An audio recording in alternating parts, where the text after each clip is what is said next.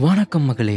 ஒரு சின்ன பையனுக்கு மாயமா மறைஞ்சு போற சக்தி கிடைக்குது. இந்த மாதிரி ஒரு சூப்பரான பவர் வச்சு அவன் என்ன குறும்புத்தனம்லாம் பண்றான், அவனுக்கு எப்படி இந்த மாதிரி ஒரு சூப்பர் பவர் கிடைக்குது, இதனால அவனுக்கு என்ன பிரச்சனைகள்லாம் வருதுங்கிறத பத்தி வாங்க வீடியோல போய் இந்த படத்தோட எக்ஸ்பிளனேஷனை பார்ப்போம். தி இன்விசிபிள் பாய்ங்கிற ஒரு இட்டாலியன் படத்தோட எக்ஸ்பிளனேஷனை தான் இந்த வீடியோல பார்க்க போறோம். வாங்க நம்ம டைம் வேஸ்ட் பண்ணாம வீடியோக்குள்ள போயிருவோம். படத்தோட ஆரம்பத்துல மிக்கேலுங்கிற ஒரு பையன் ரொம்ப வேகமா சைக்கிளை ஓட்டிட்டு அவன் ஸ்கூலுக்கு போயிட்டு இருக்கான். அவன் கையில 50 யூரோ வச்சிருக்கான். அதை வச்சு ஒரு பார்ட்டிக்கு போறதுக்காக ஒரு நல்ல காஸ்டியூம் வாங்கலாம்னு பிளான் பண்ணிட்டு இருக்கான். ஸ்கூல்ல அவனோட ரொம்ப நாள் கிரஸான ஸ்டெல்லாங்கிற பொண்ணுக்கு பின்னாடி டெஸ்க்ல இவன் உட்காந்துருக்கான். கிளாஸ் போயிட்டு இருக்கும் போது இடையில ஜிவானாங்கிற ஒரு போலீஸ் ஆபீசர் கிளாஸ்க்குள்ள வராங்க. பார்த்தா இவங்க அந்த மிக்கேல் பையனோட அம்மா தான். அவங்க இந்த ஸ்கூல்ல தொலைஞ்சு போற பசங்களை பத்தி விசாரிக்கிறதுக்காக வந்திருக்காங்க. ஸ்டூடெண்ட்ஸ்ட தொலைஞ்சு போன பசங்களை பத்தி உங்களுக்கு ஏதாவது தெரிய வந்துச்சுன்னா போலீஸ்ட வந்து அதை இன்ஃபார்ம் பண்ணுங்கன்னு சொல்றாங்க. இதெல்லாம் சொல்லிட்டு அவங்க கிளம்பிடுறாங்க. இதுக்கப்புறம் மிக்கேலோட மூக்குல இருந்து திடீர்னு ரத்தம் வழிய ஆரம்பிச்சிருது. உடனே அவன் பாத்ரூமுக்கு ஓடி போறான். அவன் கிளாஸ்ல இருந்த ரவுடி பசங்களும் பின்னாடியே போய் நீ கையில வச்சிருக்கிற காசு எல்லாத்தையும் கொடுத்துருன்னு அவனை மிரட்டுறாங்க.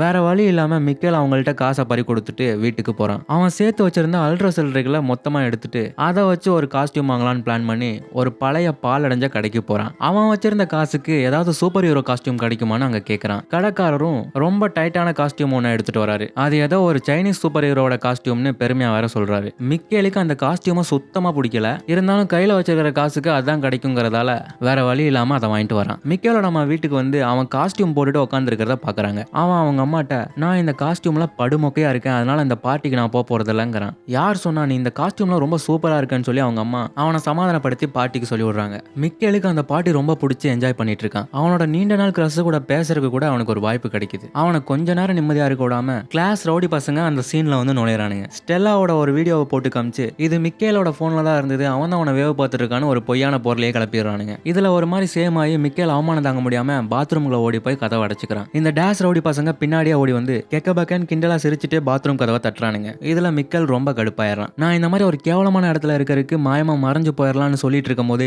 கரெக்டா கரண்ட் கட் ஆகி லைட் எல்லாம் ஆஃப் ஆயிருது. அடுத்த சீன்ல மிக்கேல் பாத்ரூம் ஜன்னல் கதவு வழியா அவன் எகிரி குதிச்சு வீட்டுக்கு போற மாதிரி காமிக்கிறாங்க. அடுத்த நாள் காலையில அவன் தூங்கி எந்திரிக்கும் போது அவங்க நாய் அவனை பார்த்து பயங்கரமா குலைச்சிட்டு இருக்கு. ஆனா அதையெல்லாம் அவன் பெருசா கவனிச்சுக்காம பாத்ரூம்ல போய் பிரஷ் பண்ண ஆரம்பிக்கிறான். அப்படியே பிரஷ் பண்ணிட்டு அவன் முகத்தை கண்ணாடியில பாக்குறான். அப்பதான் அவனுக்கு பெரிய ஷாக். அவன் இன்விசிபிள் ஆயிட்டான். அவன் போட்டிருந்த ட்ரெஸ்ஸும் அவன் கையில பிடிச்சிருந்த பிரஷும் மட்டும் தான் கண்ணாடியில தெரியுது. உடனே அவன் போட்டிருந்த ட்ரெஸ் எல்லாம் கழட்டி போடுறான். அந்த டைம்ல அவங்க அம்மா உள்ள வந்துடுறாங்க. மிக்கேல் அங்க நிக்கிறத அவங்க சுத்தமா கவனிக்கல. அப்பதான் மிக்கேலுக்கு புரியுது அவனை தவிர வேற யாராலையும் அவனை பார்க்க முடியாதுன்னு. அவங்க அம்மா அவனை ரொம்ப தேட ஆரம்பிச்சிடறாங்க. இப்போ மிக்கேல் ஒரு பேப்பர் எடுத்து அதுல நான் இன்னைக்கு நேரமா ஸ்கூலுக்கு போயிருவேன், என்னை தேடாதீங்கன்னு அந்த பேப்பர்ல எழுதி அவங்க அம்மா கண்ணில் படுற மாதிரி அந்த பேப்பரை போடுறான். அவங்க அம்மாவும் அந்த பேப்பரை எடுத்து படிச்சு பார்த்துட்டு ரூம்ல இருந்து வெளியே வரா. மிக்கேலுக்கு கால் பண்ணி நீ நல்லா தானே இருக்க, எதுவும் பிரச்சனை இல்லையான்னு கேட்கறாங்க. மிக்கேல் ரூம்ல இருந்தே போனை எடுத்து எதுவும் பிரச்சனை இல்லம்மா, நீங்க எதுவும் கவலைப்படாதீங்கன்னு சொல்லிட்டு போனை வச்சிடறான். இதுக்கப்புறம் மிக்கேல் என்ன பண்றதுன்னே தெரியாம அவன் உடம்புல ஒரு கேப் விடாம எல்லா இடத்தையும் கவர் பண்ற மாதிரி ட்ரெஸ்ஸை போட்டுட்டு ஸ்கூலுக்கு போறான். அங்க போனதும் கொஞ்சம் தூரம் தள்ளி நின்று அவன் கிரஷ் ஸ்டெல்லா ஸ்கூலுக்கு வரத பார்த்துட்டு நிக்கிறான். மிக்கேலுக்கு டெய்லியும் தொல்லை கொடுக்குற ஒரு பையனும் அங்க இருக்கான். அவனை பார்த்ததும் இவனுக்கு ஒரு நல்ல பாடத்தை இன்னைக்கு கத்துக் கொடுக்கணும்னு சொல்லி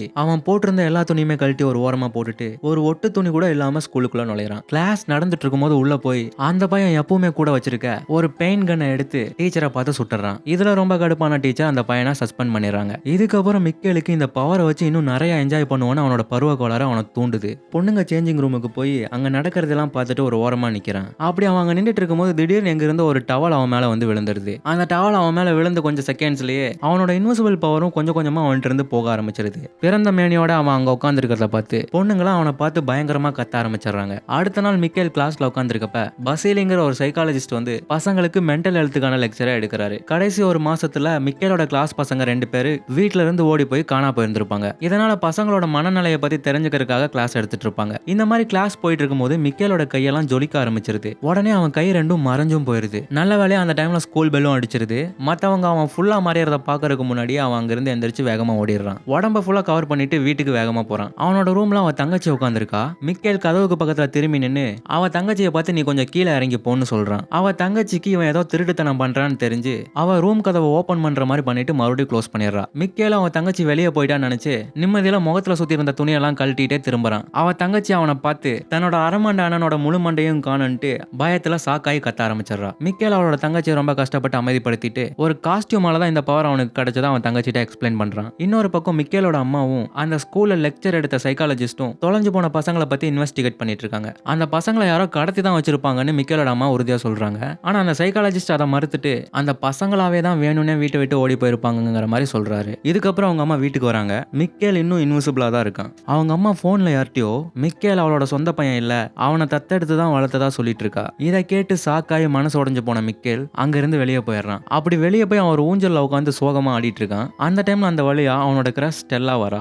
ஊஞ்சல் தானா ஆடிட்டு இருக்கிறத பார்த்து அதுல பேய் தான் உட்காந்து ஆடிட்டு இருக்குன்னு நினைக்கிறா. ஆனா அவ ஃபேஸ்ல பயம் தெரியல. பக்கத்துல இருக்கிற ஊஞ்சல்ல உட்காந்து சிரிச்சுட்டு நீ என்னோட ஃப்ரெண்டா இருக்கியான்னு கேக்குறா. இந்த சீன் எனக்கு உண்மையாவே நடந்த ஒரு சம்பவத்தை ஞாபகப்படுத்துச்சு. நானும் என் தம்பியும் ஒரு நைட் ஒரு பார்க் வழியா டயர் பஞ்சரான சைக்கிளை தள்ளிட்டு நடந்து போயிட்டு இருந்தோம். அந்த டைம்ல எங்களை சுத்தி கண்ணுக்கு படுற மாதிரி ஒரு ஈக்காக்கா கூட இல்ல. நாங்களும் அந்த பார்க்கை ஒட்டி நடந்து போயிட்டு இருக்கும் போது அந்த பார்க்ல இருந்த துருப்பிடிச்ச 2 இத்து போன தூரியும் திடீர்னு ஆட ஆரம்பிச்சிருச்சு. அதை பார்த்து பயந்து எங்க 2 பேர்த்தோட காலும் ஆட ஆரம்பிச்சிருச்சு. சைக்கிளை அங்கேயே போட்டுட்டு பிடிச்சாம பாருங்க ஓட்டம். இந்த மாதிரி சம்பவம் உங்க வாழ்க்கையில ஏதாவது நடந்திருந்தா கீழே கமெண்ட்லாம் மறக்காம ஷேர் பண்ணுங்க. இப்போ நம்ம ஸ்டோரியை கண்டினியூ பண்ணுவோம். ஸ்டெல்லா நீ என்னோட ஃப்ரெண்டா ஆரியான்னு கேட்டதுக்கு இதுக்கு பதில் சொல்றதுக்கு மிக்கேல் கிரவுண்ட்ல ஒரு ஸ்மைலி ஃபேஸ் வரையறான். கொஞ்ச நேரம் விளாண்டுட்டு ஸ்டெல்லா நான் அப்புறமா மீட் பண்றேன்னு சொல்லிட்டு அங்க இருந்து கிளம்பிடுறா. மிக்கேல் இன்விசிபிளா இருந்து கூட தூரத்துல இருந்து ஒரு வித்தியாசமான ஆளு அவனே ரொம்ப நேரமா உத்து பார்த்துட்டு இருக்கிறத மிக்கேல் கவனிக்கிறான். ஆனா பாவம் அந்த ஆளு கண்ணு தெரியாதவன் போல அவன் வாக்கிங் ஸ்டிக்கை எடுத்துட்டு அவன் அங்க இருந்து நடந்து போயிடறான். அந்த நைட் மிக்கேல் ஸ்டெல்லா வீட்டுக்கு போறான். ஸ்டெல்லா அவளுக்கு ஒரு இன்விசிபிள் ஃப்ரெண்டு கிடைச்சதுக்காக அவ ரொம்ப ஹாப்பியா ஃபீல் பண்றா. இந்த 2 வாண்டுகளும் கிஸ் பண்ணிக்கிறாங்க.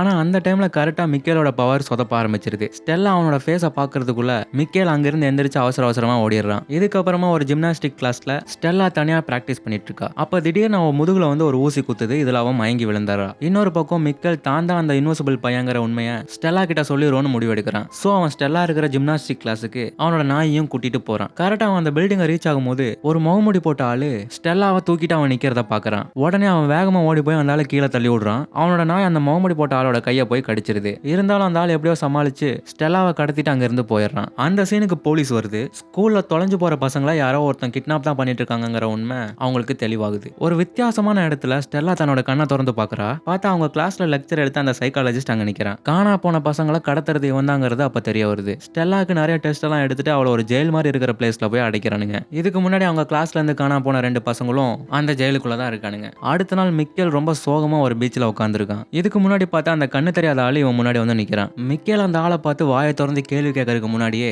அந்த ஆள் ஏதோ மிக்கேலோட மனசையே படிச்ச மாதிரி அவன் கேட்க நினைச்ச கேள்விக்கெல்லாம் முன்னாடியே பதில் சொல்லிடுறான். மிக்கேல் அவனை பார்த்து நீ யாருன்னு கேட்க அவன் என் பேர் ஆண்ட்ரூஸ், நான் தான் உன்னோட உண்மையான அப்பான்னு சொல்றான். மிக்கேல் அவன் சொல்றதை நம்ப முடியாம நீ பொய் சொல்றேன்னு அவனை பார்த்து கத்துறான். இப்போ அந்த ஆள் அவனோட பிளாஷ்பேக் கதையை ரிவீல் பண்றான். அவன் ரஷ்யால ஒரு சின்ன டவுன்ல வாழ்ந்துட்டு இருந்தானா. அப்போ அந்த டவுனுக்கு பக்கத்துல ஒரு பெரிய நியூக்ளியர் எக்ஸ்ப்ளோஷன் ஆயிருது. இதுல பல பேர் இறந்துட்டதாவும் ஆனா சில பேத்துக்கு மட்டும் அந்த ரேடியேஷன்னால டிஎன்ஏல மாற்றம் ஏற்பட்டு இன்விசிபிள் ஆகிறது, வானத்துல பறக்கிறது, இந்த மாதிரி பவர்லாம் கிடைச்சிருது. இந்த மாதிரி சூப்பர் அபிலிட்டி இருக்கிறவங்கள வந்து ஸ்பெஷல்ஸ்ன்னு சொல்லுவாங்களாம். இவங்க எல்லாத்தையும் ஃபோர்ஸ் பண்ணி மிலிட்டரி கேம்புக்கு பிடிச்சிட்டு போய் ரிசர்ச் பண்றங்கிற பேர்ல இவங்களோட கெப்பாசிட்டிக்கு மீறி அவங்களோட பவரை யூஸ் பண்றானுங்க. எவ்வளோக்கு எவ்வளோ அவங்களோட பவரை யூஸ் பண்றாங்களோ அதை விட அதிகமா அவங்களோட உடம்பெல்லாம் வீக் ஆயிருது. ஆண்ட்ரேஸையும் மிக்கேலோட உண்மையான அம்மாவையும் தவிர இதோட இன்னொரு சைடு எஃபெக்டா இதால பாதிக்கப்பட்டவங்க எல்லாத்துக்குமே கருத்தரிக்கிற தன்மை போயிருது. சோ மிக்கேல் தான் இந்த சூப்பர் பவர் இருக்கிறவங்களுக்கு பிறந்த ஃபர்ஸ்ட் குழந்தை. அவன் பிறந்தோடனே அவங்க அப்பா மட்டும் அவனை பிரிச்சு எடுத்துட்டு போறாங்க. இதை தாங்கிக்க முடியாம அவங்க 2 பேரும் பிளான் பண்ணி மிக்கேலை தூக்கிட்டு அந்த கேம்ப்ல இருந்து எஸ்கேப் ஆகுறாங்க. இதை தெரிஞ்சு மிலிட்டரி ஃபோர்ஸ் எல்லாம் இவங்களை ரொம்ப பயங்கரமா துரத்த ஆரம்பிச்சிருது. மிக்கேலோட அம்மாவுக்கும் இன்விசிபிள் ஆகிற பவர் இருக்கும். அவங்க அப்பாவுக்கு மற்றவங்க மனசை படிக்கிற சக்தி இருக்கும்.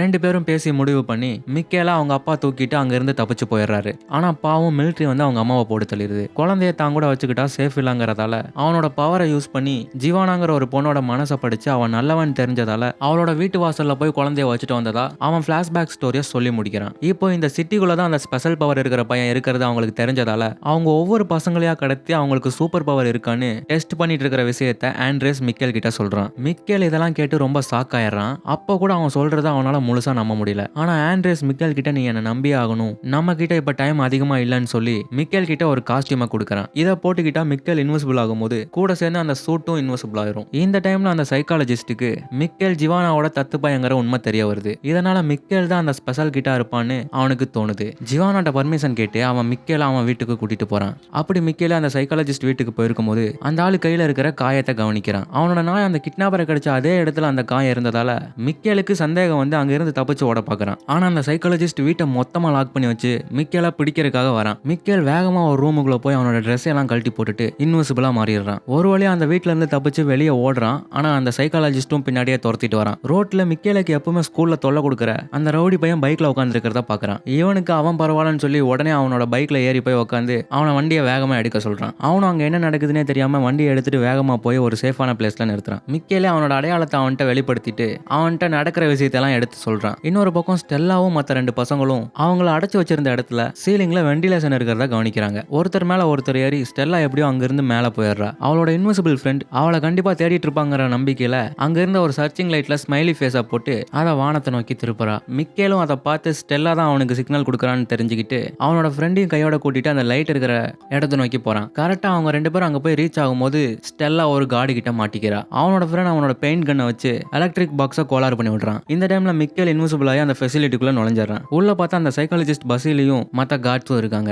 ஒரு கார்டை மண்டையில பலமா போட்டு மயக்கிட்டு அவனோட கன்னை எடுத்து இன்னொரு கார்டு மேல பாயிண்ட் பண்ணி அவன் ஃப்ரெண்ட்ஸ் மாட்டிட்டு இருக்கிற ரூமோட கதவை திறக்க சொல்றான். அவனோட ஃப்ரெண்ட்ஸ் எல்லாம் வெளியே வர வச்சுட்டு இந்த கார்ட்ஸ் எல்லாம் உள்ள வச்சு லாக் பண்ணிடுறான். இதுக்கப்புறமா அவன் யாருங்கிறத அவன் ஃப்ரெண்ட்ஸ் கிட்ட ரிவீல் பண்றான். அவன் ஃப்ரெண்ட்ஸ் எல்லாம் இதை பார்த்து சாக்காயி அவனா இவன் தகச்சு போய் நிக்கிறானுங்க. அந்த பசங்க 2 பேரும் சீக்கிரம் வாங்க எஸ்கேப் ஆகும்னு சொல்லிட்டு ஓடுறானுங்க. ஆனா ஸ்டெல்லா மிக்கேல் கிட்ட இன்னொரு செல்ல ஒரு வயசான அடைச்சு வச்சிருக்கிறதாவும் அவனுக்கு நம்ம கண்டிப்பா ஹெல்ப் பண்ணியே ஆகணும்னு சொல்றா. இதுக்கு ஓகேன்னு சொல்லி மிக்கேலும் ஸ்டெல்லா பின்னாடியே போறான். ஆனா ஸ்டெல்லா மிக்கேலை ஏமாத்தி வில்லன்ஸ் இருக்கிற ரூமுக்கு கூட்டிட்டு போய் அவனை பார்த்து கன்னை பாயிண்ட் பண்றா. திடீர்னு என்ன ஆச்சுன்னு தெரியல, அவன் அங்கேயே மயங்கி விழுந்தாரா. ஸ்டெல்லா சொன்ன வயசான ஆளும் அங்க இருக்கான். பார்த்தா அவனுக்கு மத்தவங்களோட மைண்டை கண்ட்ரோல் பண்ற பவர் இருக்கு. இவன் தான் மிக்கேல இங்க வர வைக்கிறதுக்காக இந்த ஸ்டெல்லா அப்புறம் சைக்காலஜிஸ்ட் எல்லாத்தையும் கண்ட்ரோல் பண்ணிட்டு இருந்திருக்கான். அதுக்கப்புறமா ஒரு நீர்மூழ்கி கப்பலை வர வச்சு அதுல ஸ்டெல்லாவையும் மிக்கேலையும் தூக்கி போட்டு அவனோட ஆளுகளை வச்சு அதை கடல் கடியில கொண்டு போறான். இந்த டைம்ல ஆண்ட்ரேஸும் ஜிவானாவும் சேர்ந்து மிக்கேலை கண்டுபிடிக்கிறதுக்காக அந்த இடத்துக்கு வந்துடுறாங்க. அந்த பில்டிங் இன்னும் சில செகண்ட்ல வெடிக்கிற மாதிரி அங்க பாம் செட் பண்ணி வச்சிருப்பானுங்க. இவங்க 2 பேரும் சேர்ந்து ரொம்ப வேகமா அந்த பசங்களையும் அந்த சைக்காலஜிஸ்ட் பஸ்ஸிலையும் வெளியே கொண்டு வந்துடுறாங்க.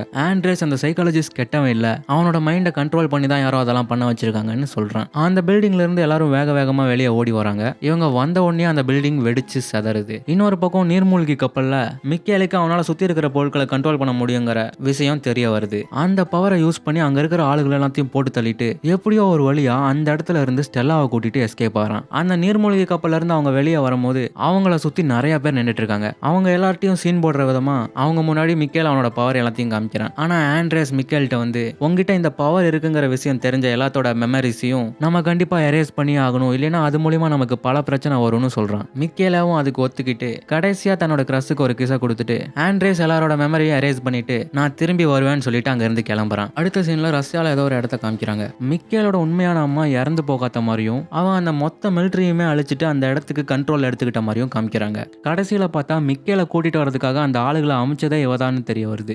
ஒரு கார்டு வந்து மிக்கேலை கொண்டு வர மிஷின் ஃபெயில்ட் ஆயிருச்சுன்னு, ஆனா மிக்கேலோட ட்வின் சிஸ்டர் நட்டாசா எங்க இருக்கான்னு தெரிஞ்சிருச்சுன்னு சொல்றான். இப்போ ஒரு சீன்ல ஆண்ட்ரேஸ் தப்பிச்சு போகும்போது 2 குழந்தைகளை எடுத்துட்டு போற மாதிரி காமிக்கிறாங்க. இப்படி அடுத்த படத்துக்கு ஒரு இன்ட்ரோட இந்த படம் முடியுது. இந்த மூவி எக்ஸ்பிளனேஷன் உங்களுக்கு பிடிச்சிருக்கும்னு நினைக்கிறேன். பிடிச்சிருந்தா வீடியோக்கு லைக் பண்ணிருங்க. இந்த மாதிரி இன்னும் நிறைய வீடியோக்கு நம்ம சேனல் சப்ஸ்கிரைப் பண்ணிட்டு கூடவே பெல் ஐகானை தட்டி விட்டுருங்க. இன்னொரு அடுத்த சூப்பரான எக்ஸ்பிளனேஷன் வீடியோல உங்களை சந்திக்கிறேன். டேக் கேர் மக்களே. Bye bye.